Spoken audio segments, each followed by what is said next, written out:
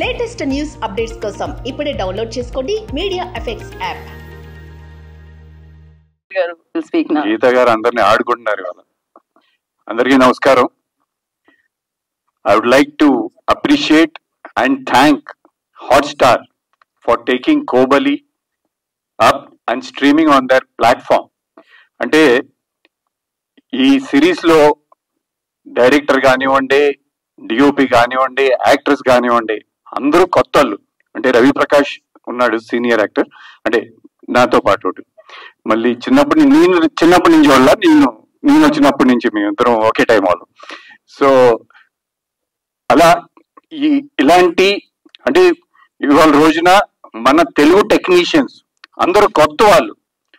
ఇలాంటి కొత్త వాళ్ళని ఒక డిజ్నీ హాట్స్టార్ లాంటి పెద్ద ప్లాట్ఫామ్ టేకప్ చేసి ఈ సిరీస్ ని వాళ్ళు స్ట్రీమింగ్ చేస్తుందంటే అది మన తెలుగు లాంగ్వేజ్ కాదు, 7 లాంగ్వేజెస్ అండ్ ఆల్ లాంగ్వేజెస్ లో ట్రెండింగ్ ఉంది.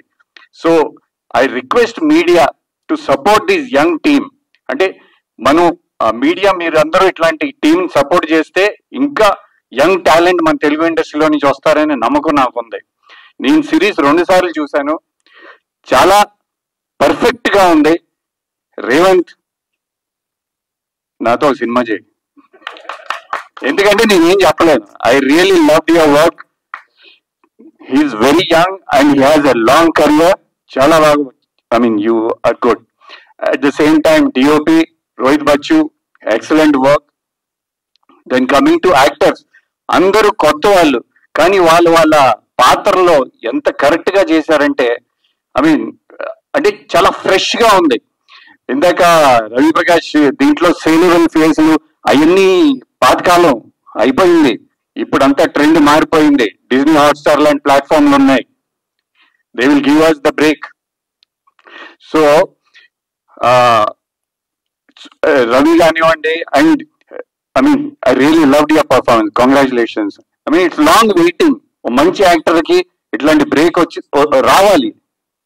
అండ్ కొత్త టాలెంట్ రమణ నెక్స్ట్ సీజన్ 2 లో నాతో అతనికి చాలా సీన్లు ఉంటాయి. నాకు భయం వేస్తుంది రమణ.